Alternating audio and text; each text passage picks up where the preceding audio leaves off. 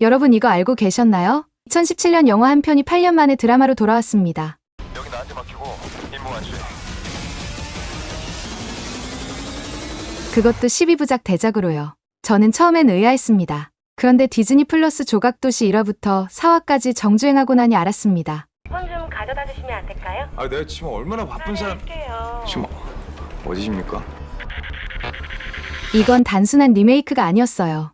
완전히 다른 세계였습니다. 지금부터 제가 왜 이 드라마에 소름이 돋았는지 정확히 알려드리겠습니다. 시작하기 전 구독과 좋아요 부탁드립니다. 일단 주인공부터 소개하겠습니다. 박태중, 지창욱이 연기한 이 청년은 배달 일을 하며 평범하게 살아갑니다. 배달이요. 배달일은 언제까지 할 거야?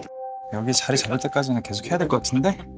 작은 화원을 꿈꾸고 공무원 시험 준비하는 남동생 태진을 뒷바라지하는 성실한 형이었죠. 저는 1화 초반을 보면서 생각했습니다. 얼굴 빼고 너무 평범한데? 그런데 바로 이 평범함이 함정이었어요. 어느 날 태중은 배달 중 핸드폰 하나를 줍습니다.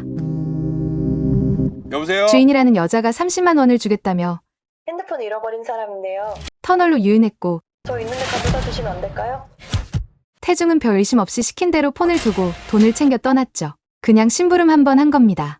저 있는 대로 가져다 주시면 안 될까요?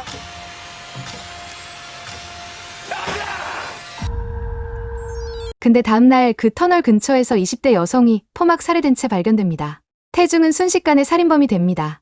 여기서 제가 소름 돋았던 건 증거의 완벽함이었습니다. 캐리어를 옮기는 게 CCTV에 찍혔고 편의점에서 휴대폰을 가지고 있는 게 결정적인 증거가 됐죠. 심지어 체액까지 완벽하게 모든 증거가 태중을 가리키고 있었습니다.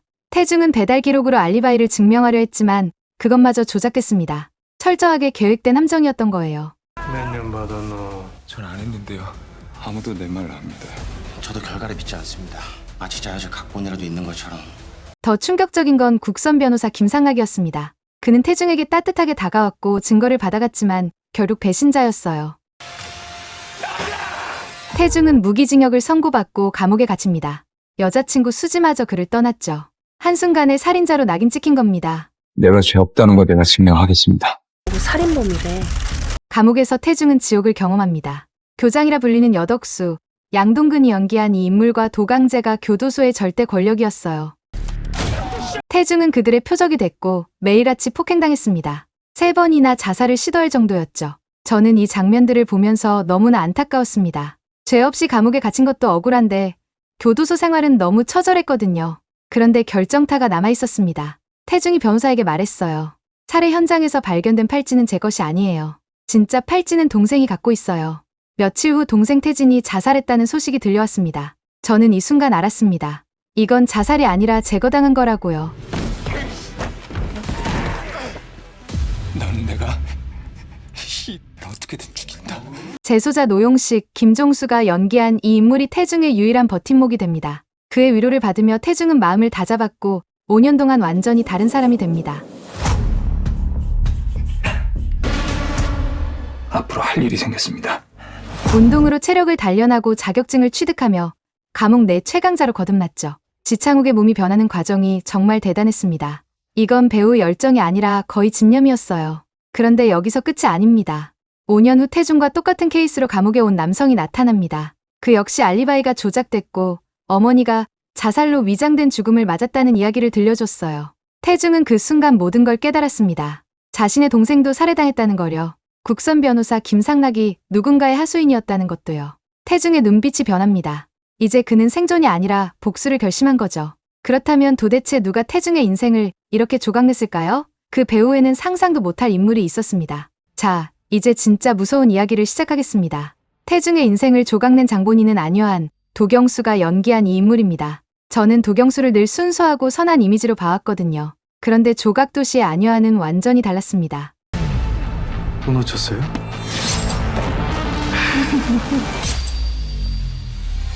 차가운 눈빛 하나로 소름을 돋게 만들었어요.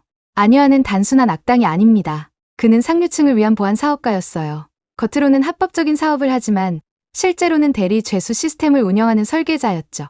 무슨 말이냐면 이겁니다. 재벌 자녀가 범죄를 저지르면 돈을 받고 평범한 사람을 대신 감옥에 보내는 겁니다. 사람의 인생을 조각처럼 잘라내고 재배치하는 거죠. 잡았다. 범이 막 무너지냐 재미없게. 저는 이 설정을 듣고 섬뜩했습니다. 이게 정말 현실에서도 가능한 일 아닐까 하는 생각이 들었거든요. 드라마는 이 부분을 너무 현실적으로 그렸어요.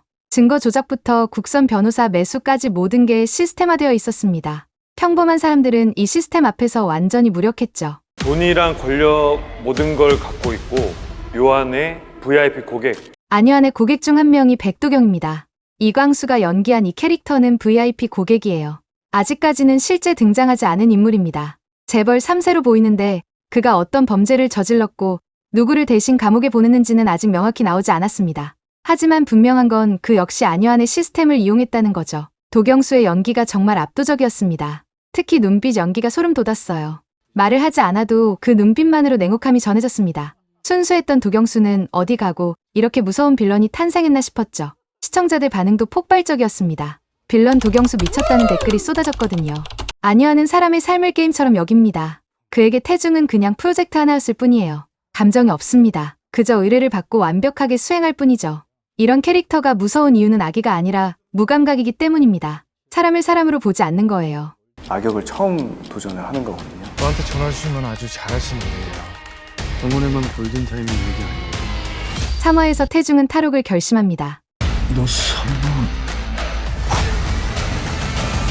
5년 동안 준비했고 치밀하게 교도소 구조를 파악했죠. 거의 성공 직전까지 갔습니다. 자유가 눈앞에 보였어요.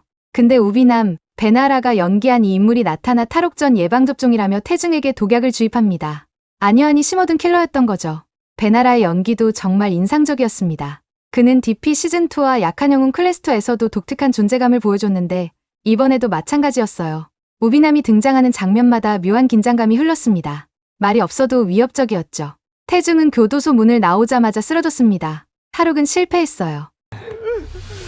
다행히 의사의 빠른 조치로 태중은 죽지 않았습니다. 그치만 여기서 더 무서운 계획이 그를 기다리고 있었습니다. 1단계 신걸 환영합니다. 어디 가려고요?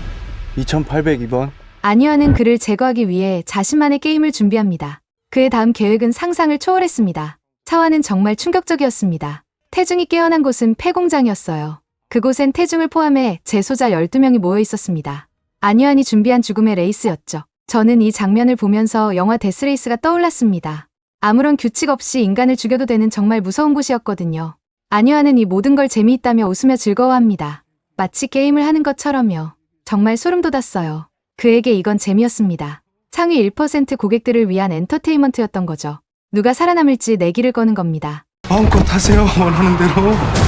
다 뒤지는 거 아니야? 태중은 이곳에서 처음으로 안효한과 마주합니다. 자신을 이곳에 넣고 동생을 죽인 그 대상을 드디어 본 거예요. 두 사람의 눈빛이 마주치는 순간 긴장감이 최고조에 달했습니다. 지창욱의 분노 어린 눈빛과 도경수의 냉소적인 미소가 대비됐죠. 5화에서는 아마도 레이스에서 이기면 자유를 주겠다고 할 것 같아요. 하지만 레이스를 이기기 위해서는 그 자유를 얻으려면 11명을 전부 이겨야 합니다. 사람을 죽여야 자유를 얻는 구조일 겁니다. 영화 데스레이스와 이 부분은 비슷하죠. 안효한은 태중을 시험하는 겁니다. 네가 정말 복수를 원한다면 얼마나 잔인해질 수 있는지 보여달라는 거죠. 저는 이 장면에서 드라마의 진짜 주제를 알았습니다. 이건 단순한 복수극이 아니에요. 인간이 극한 상황에서 어디까지 갈 수 있는가를 묻는 이야기였습니다. 태중이 괴물과 싸우다가 스스로 괴물이 되는 건 아닐까 하는 불안감이 들었어요. 폐공장의 분위기는 정말 지옥 같았습니다. 재소자들은 서로를 경계하고 누가 먼저 공격할지 모르는 긴장 속에 있었죠. 안효한은 그걸 즐기듯 지켜봤습니다. 이 장면들을 보면서 저는 생각했습니다. 도대체 인간의 악은 어디까지인가? 4화 마지막은 태중과 요한의 첫 대면으로 끝났습니다. 어디 가려고요? 2802번. 요한은 죄수들을 향해 말합니다. 기회의 땅에 오신 것을 환영합니다. 이 대사 하나로 5화에 대한 기대감이 폭발했습니다. 저는 4화까지 보고 나서 확신했습니다.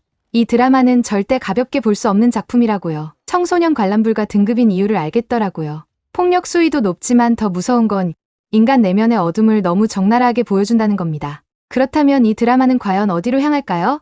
저는 조각도시 1화부터 4화까지 보면서 계속 한 가지 질문을 던졌습니다. 왜 이 이야기를 다시 만들었을까? 그런데 답을 찾았습니다. 드라마 조각도시는 리메이크가 아니라 재해석이었어요. 각본을 쓴 오상우 작가는 모범택시와 범죄도시 4를 쓴 분입니다. 그는 시리즈로 만들면서 세계관을 완전히 확장했다고 밝혔어요. 영화에서 다 담지 못했던 이야기를 12부작으로 풀어낸 겁니다. 특히 지금 시대상과 맞닿아 있다는 게 중요했습니다. 가짜와 조작이 판치는 사회, 돈이면 뭐든 할 수 있다는 분위기. 이런 것들이 2017년보다 지금 더 현실적으로 다가오거든요. 드라마는 이 부분을 정면으로 파고들었어요. 배우들의 열연도 빼놓을 수 없습니다. 지창욱은 평범한 청년에서 복수괴물로 변하는 과정을 완벽하게 소화했어요. 특히 몸을 만드는 과정이 대단했습니다. 5년의 시간을 몸으로 표현한 거죠. 도경수는 악역 도전이 처음인데도 불구하고 소름 돋는 연기를 보여줬습니다. 순수했던 이미지를 완전히 깨버렸어요. 배나라의 미스터리한 존재감도 인상적이었고요. 이광수는 아직 등장하지 않았지만 앞으로 중요한 역할을 할 것 같습니다. 양동근의 카리스마도 여전했어요. 교도소 장면들이 설득력 있었던 건 그의 연기 덕분이었습니다. 연출도 훌륭했습니다. 아마존 활명수의 김창주 감독과 국민사형투표의 박신우 감독이 맡았는데요. 법정, 스릴러 장르를 잘하는 감독들이라 긴장감 조성이 탁월했어요. 특히 교도소 관련 씬은 정말 리얼했습니다. 저는 4화까지 보면서 이 드라마가 단순한 복수극에서 끝나지 않을 거라고 확신했습니다. 원작 영화는 권선징악으로 끝났어요. 주인공이 증거를 밝혀내고 악당이 감옥에 가는 명확한 결말이었죠. 하지만 드라마는 다를 것 같습니다. 12부작이라는 긴 호흡 동안 인간의 윤리와 정의에 대한 깊은 질문을 던질 거예요. 조각도시라는 제목 자체가 의미심장합니다. 이건 태중한 사람의 이야기가 아니에요. 사회 전체가 조각나 있다는 뜻입니다. 상위 1%와 나머지의 격차, 돈이면 정의도 살 수 있는 현실. 이런 것들이 바로 조각도시의 실체죠. 앞으로의 전개가 정말 궁금합니다. 태중은 죽음의 레이스에서 살아남을까요? 안요한과의 대결은 어떻게 흘러갈까요? 그리고 가장 중요한 질문, 태중은 복수를 하면서 스스로를 잃지 않을 수 있을까요? 이 모든 답이 남은 8화에 담겨 있을 겁니다. 저는 개인적으로 조각도시를 강력 추천합니다. 단, 가볍게 볼 드라마는 아니에요. 폭력 수위도 높고 인간의 어두운 면을 직시해야 하거든요. 하지만 그만큼 몰입도가 높고 생각할 거리가 많은 작품입니다. 디즈니 플러스에서 매주 수요일 2화씩 공개된다고 하니 놓치지 마세요. 마지막으로 하나만 더 말씀드리겠습니다. 이 드라마를 보기 전에 원작 영화 조작된 도시를 보는 것도 좋습니다. 넷플릭스, 왓챠, 웨이브, 피빙, 쿠팡컬레이에서 볼 수 있어요. 영화와 드라마를 비교하면서 보는 재미도 쏠쏠할 겁니다. 11월 5일부터 시작된 조각도시, 여러분도 꼭 한번 보세요. 후회하지 않을 겁니다. 오늘 준비한 영상은 여기까지입니다. 영상이 좋았다면 구독, 좋아요 한번 꼭 부탁드립니다. 죄값 치러라 이젠.